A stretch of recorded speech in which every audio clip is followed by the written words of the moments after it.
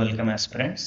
So ఈరోజు class మనకి రీసెంట్గా పంజాబ్ శాసనసభ ఆమోదించిన బిల్ని రాష్ట్రపతి తిరిగి పంపించినారు. ఓకే, సో దీని వెనకాల ఉన్నటువంటి మీనింగ్ చూడండి. ఒకటి పాయింట్, పంజాబ్ శాసనసభ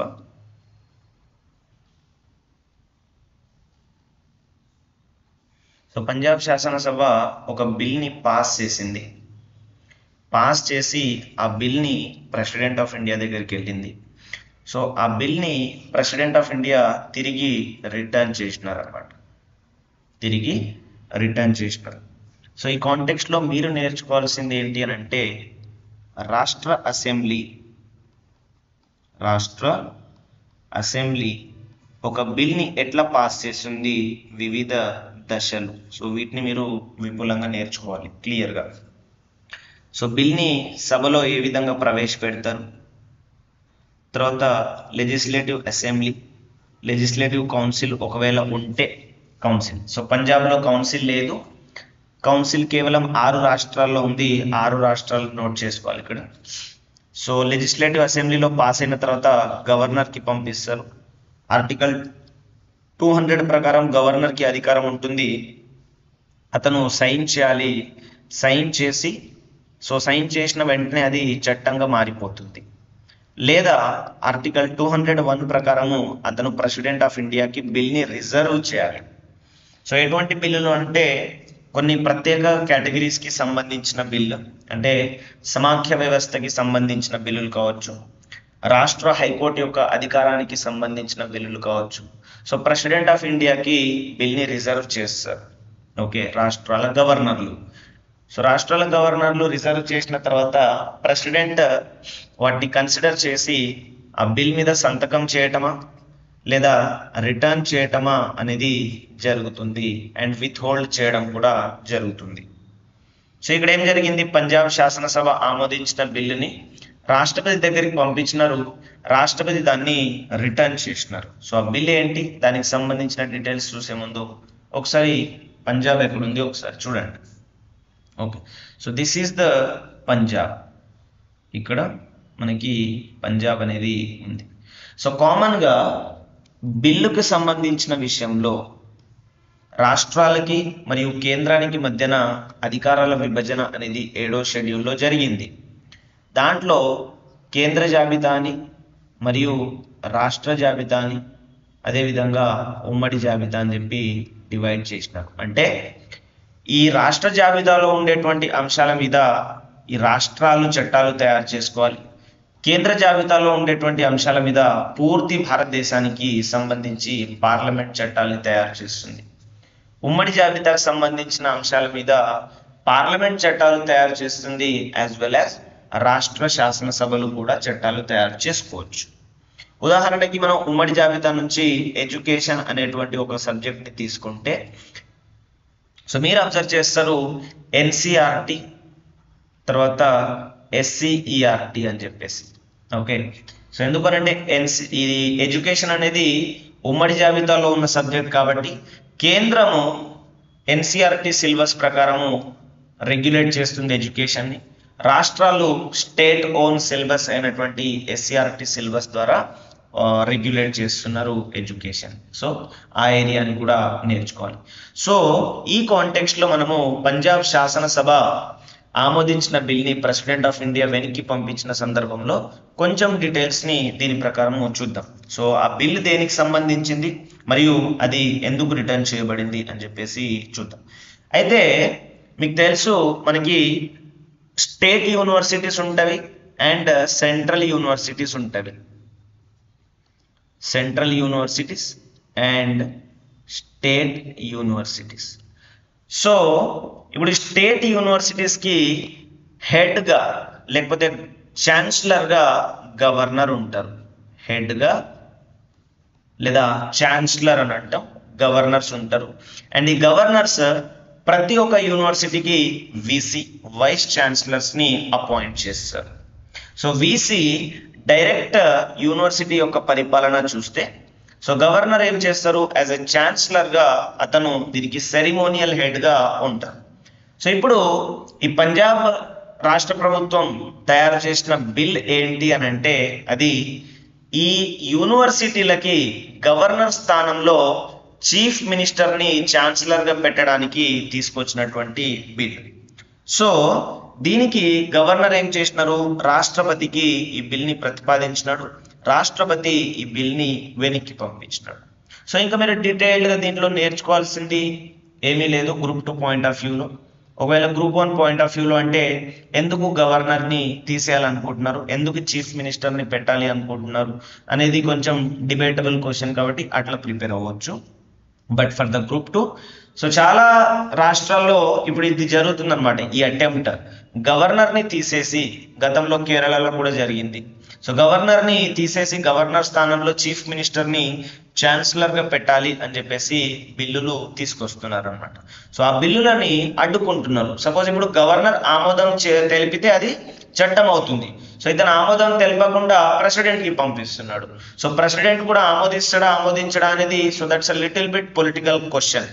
సో అది ఒక చిన్న పొలిటికల్ క్వశ్చన్ అనమాట. సో మొత్తానికి గవర్నర్ యొక్క అధికారాలని తగ్గించాలి అని చెప్పేసి అంటున్నారు. ఓకే, సో ఈ కాంటెక్స్ట్లో కొంచెం చూడండి.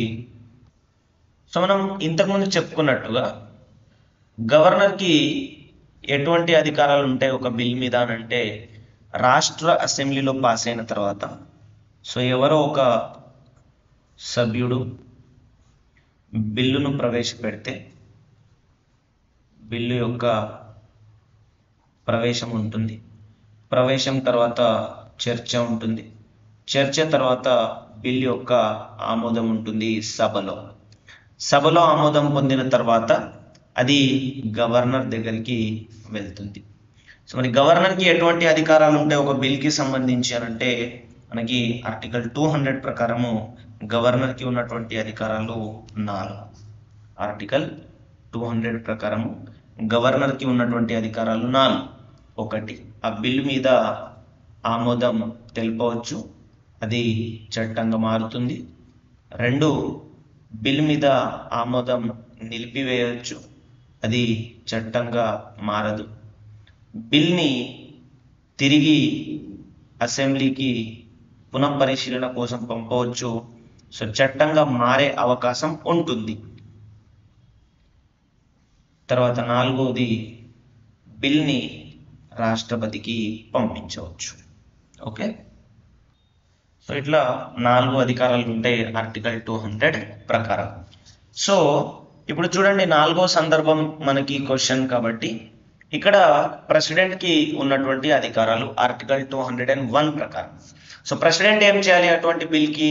1, ఆయన ఆమోదం తెలపాలి, ఆయన లేదా ఆమె ఆమోదం తెలిపితే అది చట్టంగా మారుతుంది. 2వది, ఆమోదాన్ని నిలిపివేయవచ్చు, చట్టంగా మారదు. 3వది, తిరిగి అసెంబ్లీకి పంపించాలి, తిరిగి అసెంబ్లీకి పంపించాలి. సో ఇది జరిగిందనమాట ఇప్పుడు. సో తిరిగి పంజాబ్ అసెంబ్లీకి పంపించారు. సో ఈ సిచ్యువేషన్లో చూడండి, ఎప్పుడైతే బిల్ని ప్రెసిడెంట్ కోసం పంపిస్తారో అక్కడితోటి గవర్నర్ యొక్క రోల్ అనేది ముగిసిపోతుంది అనమాట. గవర్నర్ యొక్క రోల్ అనేది ముగిసిపోతుంది. అంటే మళ్ళీ గవర్నర్ దగ్గరికి బిల్లు వెళ్ళదు. ఎట్లా? సో ఇప్పుడు తిరిగి పంజాబ్ అసెంబ్లీకి పంపించినారు కదా. సో మరి తిరిగి అసెంబ్లీకి పంపించినప్పుడు అసెంబ్లీకి ఏం చేయాల్సి ఉంటుంది, అసెంబ్లీకి ఎటువంటి అధికారాలు ఉంటుంది అనేది ఒకసారి చూడండి. సో ఇప్పుడు అసెంబ్లీకి ఉన్నటువంటి అధికారం, అటువంటి బిల్లుని విదిన్ 6 months 6 నెలల్లో మళ్ళీ ప్రెసిడెంట్ దగ్గరికి పంపించాలి. ఇప్పుడు ఇంకా గవర్నర్ దగ్గరికి వెళ్ళదు, గవర్నర్ యొక్క రోల్ అనేది క్లోజ్ అయిపోయింది. సో విదిన్ 6 months పరిశీలన చేసి రాష్ట్రపతికి తిరిగి పంపిస్తే అప్పుడు రాష్ట్రపతి దీనికి ఖచ్చితంగా సంతకం చేయాలా లేదా అనేది మళ్ళీ ఒక క్వశ్చన్. సో అప్పుడు రాష్ట్రపతి దీన్ని సంతకం చేయవచ్చు లేదా చేయకపోవచ్చు. అంటే ఇక్కడ ఏం జరుగుతుందంటే, ఎప్పుడైతే పార్లమెంట్లో కూడా బిల్ మనం ప్రవేశపెడతాం కదా. సో పార్లమెంట్లో బిల్ ప్రవేశపెట్టినప్పుడు రాష్ట్రపతి తిరిగి పంపించినప్పుడు రాష్ట్రపతికి మళ్ళీ బిల్ పంపిస్తే అప్పుడు అతను ఖచ్చితంగా సంతకం చేయాలి. అంటే పార్లమెంట్ బిల్ మీద రాష్ట్రపతికి రెండోసారి వీటో అధికారం అనేది ఉండదు, ఖచ్చితంగా సంతకం చేయాలి. కానీ రాష్ట్ర శాసనసభలకు సంబంధించిన బిల్లు మీద రాష్ట్రపతికి వీటో అధికారం ఎల్లప్పుడూ ఉంటుంది. సో తిరిగి పంపించినా కూడా రాష్ట్రపతి దాని మీద సంతకం చేయాలా వద్దా అనేటువంటి డీటెయిల్స్ రాజ్యాంగంలో లేదు. సో కాబట్టి అతను సంతకం చేయడం తప్పనిసరి కాదు. సో ఇది మనకి ఉన్నటువంటి కొంచెం బ్యాక్గ్రౌండ్. సో దీని మీద ఒక 2-3 MCQs చూడండి. సో పంజాబ్ విశ్వవిద్యాలయాల సవరణ చట్టం 2023కు సంబంధించి కింది ప్రకటనలను పరిగణించండి. సో ఇది స్పెసిఫిక్ క్వశ్చన్ కాబట్టి డైరెక్ట్గా ఇట్లా రాదు, పంజాబ్ విశ్వవిద్యాలయాల చట్టం గురించి అని ఇట్లా క్వశ్చన్ ఏం రాదు ఏ ఎగ్జామ్లో కూడా, ఎక్సెప్ట్ వాళ్ళ ఎగ్జామ్లో, పంజాబ్ వాళ్ళు పెట్టుకునే ఎగ్జామ్లో అయితే అట్లా రావచ్చు, కానీ మన దగ్గర పెట్టే ఎగ్జామ్స్కి అట్లేమీ రాదు. సో కాబట్టి కామన్ క్వశ్చన్ ఏంటి అని అంటే స్టేట్మెంట్ 1లో రాష్ట్ర విశ్వవిద్యాలయాల ఛాన్సలర్గా గవర్నర్ స్థానంలో ముఖ్యమంత్రిని నియమించాలి అని లక్ష్యంగా పెట్టుకుంది. Statement correct. సో దీనిని పంజాబ్ గవర్నర్ రాష్ట్రపతి ఆమోదం కోసం రిజర్వ్ చేశారు, ఇది కూడా కరెక్ట్. సో కాబట్టి statement C, option C, statement 1 and 2 రెండు కూడా సరి అయినవి. సో దీన్ని మనం కామన్గా చూడండి, రాష్ట్ర విశ్వవిద్యాలయాలు గవర్నర్ స్థానంలో ముఖ్యమంత్రిని ఛాన్సలర్గా పెట్టాలి అని అనుకుంటున్నవి, లేదా రాష్ట్ర ప్రభుత్వాలు గవర్నర్ స్థానంలో ముఖ్యమంత్రిని ఛాన్సలర్గా పెట్టాలి అని అనుకుంటున్నారు, కామన్ క్వశ్చన్. తర్వాత అటువంటి బిల్లుని రాష్ట్రపతి ఆమోదం కోసం పంపించాలి, ఇది ఒక కామన్ స్టేట్మెంట్. సో ఈ విధంగా అడగచ్చు. సో ఎవరి స్థానంలో ఎవరిని ఉంచాలి అని ఒక స్టేట్మెంట్ ఫ్రేమ్ చేయవచ్చు. తర్వాత ఆ బిల్ని రిజర్వ్ చేయాలా వద్దా అనేది కామన్ స్టేట్మెంట్ ఫ్రేమ్ చేయవచ్చు. సో ఇట్లా గుర్తుపెట్టుకోండి. ముఖ్యమంత్రిని ఛాన్సలర్గా చేస్తే ప్రాబ్లం ఏం జరుగుతుంది అని అంటే పొలిటికల్ ఫాలోవర్స్కి, వాళ్ళ పార్టీ పాలిటిక్స్ యొక్క ఫాలోవర్స్కి యూనివర్సిటీలో స్థానాలు దక్కుతవి అనేటువంటి ఆందోళన ఒకటి ఉంది. కాబట్టి ఇదన్నమాట. సో ఇది మళ్ళీ భారత రాజ్యాంగంలో ఆర్టికల్ 200 ప్రకారము రాష్ట్ర బిల్లుతో గవర్నర్ ఏమి చేయవచ్చు, సో గవర్నర్కి ఎటువంటి అధికారాలు ఉన్నాయి రాష్ట్ర బిల్లుకు సంబంధించి అని చెప్పేసి చూడండి. సో శాశ్వతంగా వీటో చేయొచ్చు, అతను వీటో చేయవచ్చు రాష్ట్ర గవర్నర్, కానీ శాశ్వతంగా చేయలేరు. సో రాష్ట్రపతి పరిశీలన కోసం రిజర్వ్ చేయవచ్చు, ఎస్. ఎలాంటి సవరణలు లేకుండా ఆమోదించాలి, నో. ఎందుకంటే గవర్నర్ అడగవచ్చు, మళ్ళీ పునఃపరిశీలన కోసం పంపించవచ్చు, అండ్ దీనికి సుప్రీంకోర్టుకి పంపించాలి. ఒక పాయింట్ గుర్తుపెట్టుకోవాలి, బిల్లు పాస్ చేసే క్రమంలో, బిల్లుని ప్రవేశపెట్టి పాస్ చేసి బిల్లు చట్టంగా మారేంత వరకు కోర్టు యొక్క ఎటువంటి ప్రాధాన్యత అనేది ఉండదు. సో కోర్టు ఎందుకు వస్తుంది పిక్చర్లోకి అని అంటే ఆ బిల్లు చట్టపరంగా ఉందా లేదా రాజ్యాంగబద్ధంగా ఉందా, అది రీజనబుల్గా ఉందా అనేది అది చట్టంగా మారిన తర్వాత మాత్రమే పిక్చర్లోకి వస్తుంది. సో ఏదైనా బిల్ పాసింగ్ స్టేట్లో ఉన్నప్పుడు అధిక సభల మధ్యన లేదా సంతకం కోసం ఉన్నప్పుడు కోర్ట్స్ ఎటువంటి విధంగా కూడా జోక్యం చేసుకోరు అనమాట. ఓకే. సో కాబట్టి రాష్ట్రపతి రాష్ట్ర బిల్లుని పునఃపరిశీలన కోసం రాష్ట్రాలకు పంపితే ఆ రాష్ట్ర శాసనసభ ఎన్ని నెలలలోపు దాన్ని తిరిగి రాష్ట్రపతికి పంపించాలి, చట్టం చేయాలి కాదు ఇక్కడ వర్డ్, తిరిగి రాష్ట్రపతికి ఎన్ని నెలల్లోగా పంపించాలి అంటే 6 నెలల్లోగా పంపించాలి. తర్వాత బిల్లును సమర్పించినప్పుడు కింది వాటిలో ఏది గవర్నర్కు అందుబాటులో ఉండదు. ఓకే. సో గవర్నర్కి అందుబాటులో లేనటువంటి స్టేట్మెంట్ ఏది అని అంటున్నాడు. సో సమ్మతిని ఇవ్వటము, సమ్మతిని నిలిపివేయటం, బిల్లుని సవరించటం, రాష్ట్రపతి పరిశీలన కోసం పంపించడం. సో క్లియర్గా అబ్జర్వ్ చేయండి, నేను పైన ఇక్కడ 4 స్టేట్మెంట్స్ చెప్పిన. గవర్నర్కి ఆమోదం చేయటం, ఎస్. నిలిపివేయటం, ఎస్. తిరిగి అసెంబ్లీకి పంపించడం, మరియు గవర్నర్కి రిజర్వ్ చేయడం.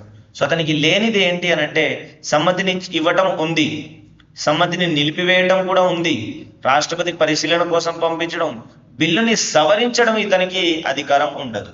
బిల్లుని ఎవరు సవరించాలి, ఎవరైతే ప్రవేశపెడుతారో వాళ్ళు మాత్రమే సవరించాలి. అందుకే పునఃపరిశీలన కోసం బిల్లుని పంపించడం అనేది జరుగుతుందన్నమాట. కాబట్టి ఆన్సర్ ఈస్ సి, బిల్లుని సవరించే అధికారం ఇతనికి లేదు. తర్వాత ఈ స్పెసిఫిక్ కేసు ఏం అవసరం లేదు, కాకపోతే తీర్పు చూడండి. నార్మల్గా 2023లో సుప్రీంకోర్టు తీర్పు ఏమనిచ్చింది అని అంటే, గవర్నర్ ఆమోదం తెలపకుండా బిల్లులను తిరిగి ఇవ్వాలి అని చెప్పింది. అంటే ఇప్పుడు దీని అర్థం ఏమిటి అని అంటే, రాష్ట్ర శాసనసభ బిల్లుని ఆమోదించి గవర్నర్కి పంపింది. సో ఇక్కడ గవర్నర్కి 1, 2, 3, 4 4 అధికారాలు ఉన్నాయి కదా. సో దీంట్లో రెండో అధికారము అతను బిల్లు మీద సంతకాన్ని నిలిపివేయటం. సో నిలిపివేయటం అని అంటే వీటో చేయటం అని అర్థం. సో మరి నిలిపివేసినప్పుడు ఈ బిల్లుని ఈయన దగ్గరనే ఉంచుకోవాలా అని అంటే లేదు, బిల్లుని తిరిగి అసెంబ్లీకి పంపించాలి. బిల్లుని తిరిగి అసెంబ్లీకి పంపించాలి. సో అసెంబ్లీ దాన్ని మళ్ళీ కన్సిడర్ చేసుకో. సో నంబర్ ఆఫ్ క్వశ్చన్స్ ఉన్నాయన్నమాట గవర్నర్ మీద, నంబర్ ఆఫ్ డిస్ప్యూటెడ్ క్వశ్చన్స్ ఉన్నాయి. సో గతంలో 1974లో కూడా ఒక కేసు ఉంది, శంషేర్ సింగ్ కేసు అని చెప్పేసి ఒక ఫేమస్ కేసు. ఓకే, సో దాంట్లో గవర్నర్కి ఎటువంటి విచక్షణ అధికారం లేదు, బిల్లు విషయంలో అతను మంత్రిమండలి సలహా కట్టుబడి ఉండాలి అని చెప్పేసి చెప్పింది అనమాట. కౌన్సిల్ ఆఫ్ మినిస్టర్స్ యొక్క సలహా మీద కట్టుబడి ఉండాలి అని చెప్పింది. Okay, so these are few important points regarding the power of the governor with respect to the bill, and దాన్ని రాష్ట్రపతికి పంపించినప్పుడు రాష్ట్రపతికి ఉన్నటువంటి అధికారాలు. ఓకే ఓకే, సో ఇక్కడతోటి మన టాపిక్ కంప్లీట్ అవుతుంది. ఇక్కడ వరకు వచ్చినాం కాబట్టి చూడండి, పార్లమెంట్లో బిల్ ఏ విధంగా చట్టం తయారవుతుంది అనేది చూద్దాం ఫస్ట్. దాని తర్వాత రాష్ట్రంలో బిల్ ఏ విధంగా చట్టంగా మారుతుంది అనేది చూడాలి. ఎందుకనంటే ఇవి ఇంపార్టెంట్. సో ప్రతి స్టేజ్ని కూడా మీరు క్లియర్గా గుర్తుపెట్టుకోవాలి. సో బిల్లు అనంటే చట్టం కోసం ప్రతిపాదన అని అర్థం. బిల్లు అనంటే చట్టం కోసం ప్రతిపాదన, ప్రపోజల్ ఫర్ లెజిస్లేషన్.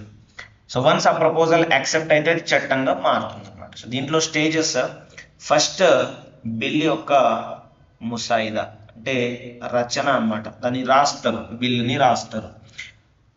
రాసిన తర్వాత సభల్లో ప్రవేశం. సో ఇక్కడ ఖచ్చితంగా లోక్సభ రాజ్యసభ రెండు ఉంటాయి కాబట్టి రెండు సభల్లో బిల్ పాస్ అవ్వాలి.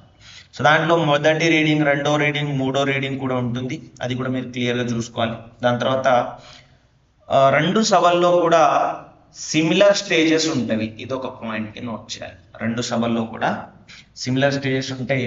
రెండు సభలు పాస్ చేసిన తర్వాత అది రాష్ట్రపతి ఆమోదం కోసం వెళ్తుంది.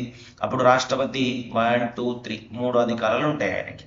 ఓకే, ఒకటి సంతకం చేయడం, తర్వాత నిలిపివేయటం, లేదా దాన్ని తిరిగి పార్లమెంట్ యొక్క కన్సిడరేషన్ కోసం పంపించడం. సో ఇక్కడ చూడండి, పార్లమెంట్ యొక్క కన్సిడరేషన్ కోసం పంపించినప్పుడు పార్లమెంట్ తిరిగి రాష్ట్రపతికి పంపిస్తుంది. అప్పుడు ఖచ్చితంగా రాష్ట్రపతి దాని మీద సంతకం చేయాల్సిన అవసరం ఉంది. ఇదొక పాయింట్ని నోట్ చేయాలి. సో సంతకం చేసిన తర్వాత వన్స్ రాష్ట్రపతి యొక్క సంతకం వస్తే, అసెంట్ వస్తే, సమ్మతి వస్తే, అప్పుడు అది చట్టంగా మారుతుంది. సో మీరేం చేయాలి, ముసాయిదా కాండ్ నుంచి సభలో ప్రవేశం దగ్గర నుంచి లోక్సభ రాజ్యసభలో ఉన్నటువంటి స్టేజెస్, మొదటి రీడింగ్లో ఏం జరుగుతుంది, రెండో రీడింగ్లో ఏం జరుగుతుంది, మూడో రీడింగ్లో ఏం జరుగుతుంది, కమిటీ స్టేజ్ ఎప్పుడు వస్తుంది, గెజెట్లో ఎప్పుడు పబ్లిష్ చేస్తారు, ఇవన్నీ కూడా మీరు నోట్ చేయాలి. సో దాంట్లోనే భాగంగా జాయింట్ సిట్టింగ్ గురించి కూడా ఉంటుంది. ఎందుకనంటే రెండు సభల మధ్యన తగాదా ఏర్పడినప్పుడు జాయింట్ సిట్టింగ్ని ఏర్పాటు చేస్తారు. సో జాయింట్ సిట్టింగ్ గురించి కూడా మీరు నేర్చుకోవాలి. సో ఇవి కొన్ని common points, common areas to be covered. తర్వాత రాష్ట్ర అసెంబ్లీకి సంబంధించినటువంటి బిల్లు సేమ్. ఒకటి బిల్లు యొక్క ముసాయిదా తయారు చేస్తారు. ముసాయిదా తయారు చేసిన తర్వాత సభలో ప్రవేశపెడతారు. సభలో సేమ్ స్టేజెస్ ఉంటాయి. అండ్ తర్వాత గవర్నర్ ఆమోదం కోసం పంపిస్తారు. రెండవది ఒకటి ముసాయిదా తయారు, రెండవది సభలో ప్రవేశపెట్టడం, మూడవది గవర్నర్ యొక్క సమ్మతి కోసం పంపించడం. సో గవర్నర్కి ఉన్నటువంటి 1, 2, 3, 4 అధికారాలు మనం చర్చించడం ఇంతకు ముందే దీంట్లో ఈ క్లాస్లోనే. సో ఆ ప్రకారం గవర్నర్ రాష్ట్రపతికి కూడా పంపిస్తే సో రాష్ట్రపతికి ఉన్నటువంటి 1, 2, 3 అధికారాలు కూడా చూసినాం. సో ఇక్కడ పార్లమెంట్ విషయంలో ఏం జరిగింది, రాష్ట్రపతికి పార్లమెంట్ బిల్ పంపించినప్పుడు అతను తిరిగి పార్లమెంట్కి పంపిస్తే, పార్లమెంట్ తిరిగి రాష్ట్రపతికి పంపిస్తే ఖచ్చితంగా సంతకం చేయాలి అని చెప్పుకున్నాం.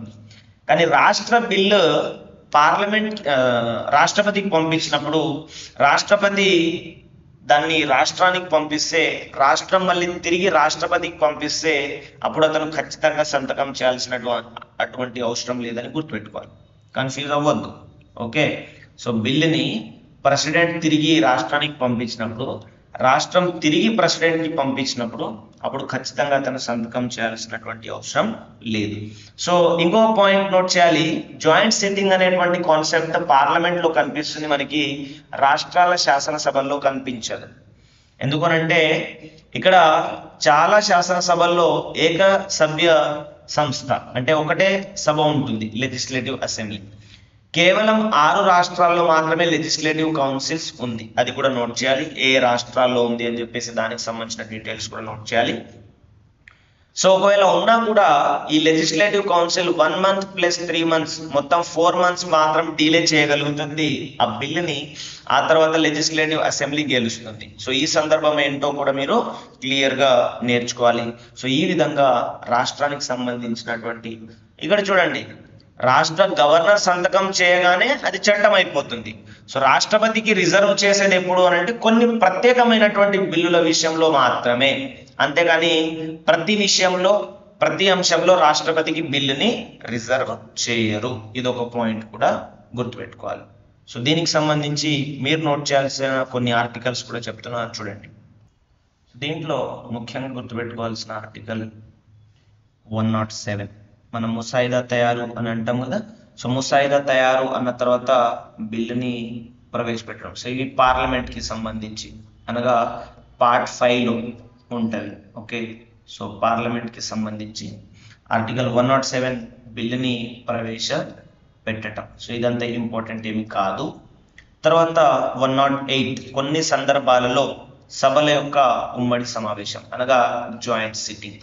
ఇప్పటి వరకు 3 సార్లు జాయింట్ సిట్టింగ్ పెట్టారు. సో ఆ సందర్భం కూడా మీరు తెలుసుకోవాలి. దాని తర్వాత 109 ప్రకారము ద్రవ్య బిల్లుకు సంబంధించి అంటే మనీ బిల్ అని అంటాం. మనీ బిల్కి సంబంధించి ప్రత్యేకమైన ప్రొసీజర్ ఉంటుంది. ఓకే, సో ఈ ఆర్టికల్ 107 ప్రకారం ఒక ప్రొసీజర్. సో ఇవి ఇతర బిల్లుల విషయం.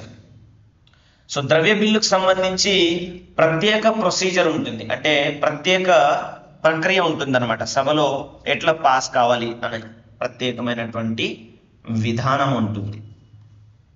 తర్వాత 110, సో మరి మనీ బిల్కి ప్రత్యేక విధానం ఉంది కదా, మరి మనీ బిల్ అంటే ఏంటి, దానికి సంబంధించిన డెఫినేషన్, మనీ బిల్ యొక్క నిర్వచనం. సో రాష్ట్రపతి దగ్గరికి వెళ్ళినప్పుడు రాష్ట్రపతికి వీటో అధికారం ఉంటుంది. సో ఆ వీటో అధికారాలకు సంబంధించి ఆర్టికల్, సో అనగా రాష్ట్రపతి బిల్లుకి ఆమోదం తెలపాలి అని చెప్పేటువంటి ఆర్టికల్ ఇది. సో అందులోనే రాష్ట్రపతి బిల్ మీద కొంచెం డిలే చేయవచ్చు కాబట్టి సో దానికి వీటో అధికారాలు అని చెప్పేసి అంటాం, అది ఆర్టికల్ 311. సో మీరు ఇండియన్ పాలిటీ చదువుతారు, స్టేట్ స్పెసిఫిక్ పాలిటీ చదవరు కాబట్టి ఈ ఆర్టికల్స్ నే గుర్తుపెట్టుకుంటారు. సో చాలా మంది బడ్జెట్ కి సంబంధించి అనగానే ఆర్టికల్ 112 అని చెప్తారు, అవునా? కానీ మరి రాష్ట్రాలలో కూడా బడ్జెట్ ప్రవేశపెడతారని అందరికి తెలుసు, బట్ రాష్ట్రాలలో ఆర్టికల్ 202 ప్రకారం బడ్జెట్ ప్రవేశపెడతారని ఎవరికైనా తెలుసా అంటే తెలియదు. Because we do not focus on the state specific things. So Indian polity చదువుతాం కాబట్టి ఇటువంటి పర్టికులర్ థింగ్స్ మీద ఫోకస్ చేయము. బట్ ఇన్ కేస్ అడిగితే ఇప్పుడు కొంచెం అన్ట్రెడిషనల్ కూడా పేపర్స్ తయారవుతున్నాయి కాబట్టి అడిగితే ఇట్లా కూడా అడగవచ్చు, బట్ ఇంతగా ప్రిపేర్ అవ్వాల్సిన అవసరం లేదు. సో కాబట్టి ఈ బిల్లు ప్రవేశపెట్టడం, ఉమ్మడి సమావేశం అనేది రాష్ట్రాల్లో ఉండదు కాబట్టి ఇటువంటి ఆర్టికల్ ఏమి ఉండదు. మనీ బిల్కి సంబంధించిన ప్రత్యేకమైన ప్రొసీజర్, మనీ బిల్ యొక్క డెఫినేషన్, తర్వాత గవర్నర్ ఆమోదం కోసం పంపించేటువంటి ఇటువంటి విధానం అనేది మనకి ఖచ్చితంగా రాష్ట్రాల్లో కూడా కనిపిస్తుంది అనమాట. ఓకే, సో మరి రాష్ట్రాల్లో ఏముంది ఇటువంటి ఆర్టికల్స్ అని అంటే, ఒక బిల్ని ప్రవేశపెట్టడం రాష్ట్ర శాసనసభలో ఆర్టికల్ 196, తర్వాత 197 లెజిస్లేటివ్ కౌన్సిల్ పై పరిమితులు, తర్వాత 198 మనీ బిల్ కి సంబంధించినటువంటి విధానం, 199 ప్రకారము మనీ బిల్ నిర్వచనం, 200 ప్రకారము బిల్లుని గవర్నర్కి పంపించినప్పుడు గవర్నర్కి ఉన్నటువంటి అధికారాలు, తర్వాత రాష్ట్రపతికి ఉన్నటువంటి అధికారాలు ఆర్టికల్ 201 ప్రకారం. సో కాబట్టి వీటిని మీరు గుర్తుపెట్టుకోవాల్సిన అవసరం లేదు ఈ ఆర్టికల్స్. సో జస్ట్ 200 అండ్ 201 ని గుర్తుపెట్టుకోవచ్చు, రిమైనింగ్ ఆర్టికల్స్ ని గుర్తుపెట్టుకోవాల్సినటువంటి అవసరం లేదు. సో కామన్ గా 107 అండ్ 196 కామన్ సబ్జెక్ట్స్, తర్వాత 109 and 198 common subjects, 110 and 199 common subjects, 111 and 200 common subject, 201 president. So ఏంటి కామన్ సబ్జెక్ట్ అంటే బిల్ యొక్క ప్రవేశం గురించి ఇది చెప్తుంది అనమాట. ఓకే, సో ఈ స్పెసిఫిక్ థింగ్స్ ఎవరికి యూజ్ అవుతాయి అని అంటే ఎవరైతే అసిస్టెంట్ ప్రొఫెసర్ కోసం ప్రిపేర్ అవుతున్నారో అటువంటి వాళ్ళకి యూజ్ అవుతాయి. సో రాష్ట్రాలకు సంబంధించి ఆర్టికల్ 196, 198 మనీ బిల్ కి సంబంధించినటువంటి ప్రత్యేక ప్రొసీజర్ గురించి, ఇది మనీ బిల్ యొక్క నిర్వచనం డెఫినేషన్ గురించి, ఇది రాష్ట్రపతి అండ్ గవర్నర్ యొక్క వీటో అధికారాల గురించి, 201 ప్రెసిడెంట్ ఆఫ్ ఇండియాకి సంబంధించినటువంటి రాష్ట్ర బిల్లు మీద ఉన్నటువంటి అధికారానికి సంబంధించింది. సో జస్ట్ మీరు UPSC state public service commission exam prepare అవుతున్నాడు 107, ఇది కూడా అంత ఇంపార్టెంట్ ఏం కాదు. Just remember 108, 9, 10, 11. సో వీటిని గుర్తుపెట్టుకోవాలి. అండ్ ఇక్కడ 200 అండ్ 201 ఈ ఆర్టికల్స్ ని గుర్తుపెట్టుకుంటే సరిపోతుంది. కాబట్టి ఒకసారి క్విక్ రివ్యూ చూడండి, క్విక్ రీక్యాప్. సో ఏదైనా పార్లమెంట్ మరియు రాష్ట్రాల శాసనసభలు రెండు కూడా బిల్లులని తయారు చేస్తాయి. సో వాటిలో దశలు ఉంటవి. సో సంబంధించినటువంటి హెడ్ ఆఫ్ ద స్టేట్, సంబంధించిన హెడ్ ఆఫ్ ద స్టేట్ అంటే ఇక్కడ ప్రెసిడెంట్ ఆఫ్ ఇండియా, ఇక్కడ హెడ్ ఆఫ్ ద స్టేట్ అని అంటే గవర్నర్, ఆమోదం తెలిపితే అది చట్టంగా మారుతుంది. ఇక్కడ కూడా హెడ్ ఆఫ్ ద స్టేట్ అంటే ఇక్కడ గవర్నర్. సో కొన్ని సందర్భాల్లో దాన్ని ప్రెసిడెంట్ ఆఫ్ ఇండియాకి రిజర్వ్ చేస్తారు. సో అప్పుడు మాత్రం అది చట్టంగా మారుతుంది. సో ఒక బిల్ డ్రాఫ్ట్ చేసిన దగ్గర నుంచి చట్టంగా మారేంత వరకు ఉన్నటువంటి దశలు అన్ని కూడా మీరు నోట్ చేయాల్సినటువంటి అవసరం ఉందన్నమాట. ఓకే, సో దీంట్లో మళ్ళీ మనకి బిల్లుల రకాలు ఉంటవి, వాటిని కూడా నోట్ చేయాలి. ఒకటి ఎవరు ప్రవేశపెడతారు అనే దాన్ని బేస్ చేసుకొని private bill and government bill అని రెండు రకాలుగా ఉంటది. తర్వాత బిల్లు యొక్క రకం ద్రవ్య బిల్లు, లేకపోతే సాధారణ బిల్లు, ఆర్థిక బిల్లు మరియు రాజ్యాంగ సవరణ బిల్లు అని ఈ రకాలుగా ఉంటాయి. వీటిని కూడా చాలా క్లియర్ గా నేర్చుకోవాల్సిన అవసరం ఉంది. ఓకే, సో ఇది మెయిన్ ఇష్యూ. అండ్ దీంట్లో so what I'm trying is already మనకి క్లాసెస్ లో ఉన్నవి. Okay, so you can follow wisdom way academy of excellence. So wisdom way academy of excellence లో ఆల్రెడీ క్లాసెస్ రికార్డ్ చేసి upload చేశా, కాబట్టి మళ్ళీ వీటిని క్లియర్ గా నేను చెప్పట్లేను అనమాట. ఓకే, సో ఎట్లా ఉన్నాయి wisdom way academy of excellence లో క్లాసెస్ అది కూడా చూపిస్తాయి. సో ఇట్లా మనకి క్లియర్ గా ప్లేలిస్ట్స్ కూడా చేసి పెట్టాను. So international relations, polity, current affairs, శాసన శాఖ గురించి, కార్యనిర్వహణ శాఖ గురించి, ఇక్కడ న్యాయ శాఖ గురించి, ఇవి కాన్స్టిట్యూషనల్ బాడీస్. సో తర్వాత మనకి స్టాచ్యుటరీ బాడీస్ కూడా ఉంటాయి. సో ఇది మన ఛానల్ లోగో. ఓకే, సో ఇది మన ఛానల్ అండ్ ఇది channel logo. So wisdom way academy of excellence అని మీరు సెర్చ్ చేస్తే సో మొత్తం 109 వీడియోస్ ఉన్నాయి ఇప్పటి వరకు. So all of them are very very useful. So 1 minute సిరీస్లో కూడా కొన్ని ఇంపార్టెంట్ పర్సనాలిటీస్ కావచ్చు, ఇంపార్టెంట్ థింగ్స్ని ఎక్స్ప్లెయిన్ చేయడం జరిగింది. సో కాబట్టి you may utilize all these resources. Okay, so దీంతో మనది క్లాస్ ఎండ్ అవుతుంది. So thank you very much for joining. ఏమైనా డౌట్స్ ఉంటే కూడా you can comment below and we will respond for sure. Okay, thank you so much. Have a very good time ahead. All the best.